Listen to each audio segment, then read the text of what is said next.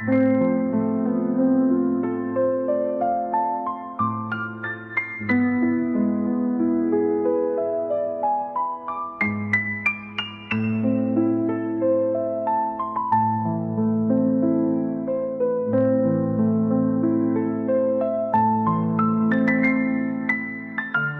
2008 সালে।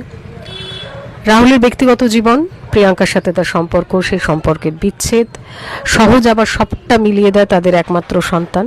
তাদের সম্পর্কটাকে সহজ 2022 সালে আবার সহজ করে দেয়। সবটা আমাদের জানা।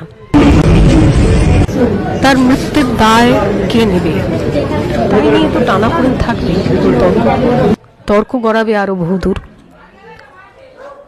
সবটা মিলে এটাই বলতে হয়, আমরা হারালাম এক ভালো অভিনেতাকে, সুলেখক, সুবক্তা আর একজন খাঁটি মানুষকে। কমরেড রাহুল অরুণোদয় বন্দ্যোপাধ্যায়, যা আজ ইতিহাস। 2008 সালে লড়াই করে সিনেমা ইন্ডাস্ট্রিতে, টলিউডে তার জায়গা করে নেওয়া, আর 2026 সালের 29শে মার্চ সবটা শেষ।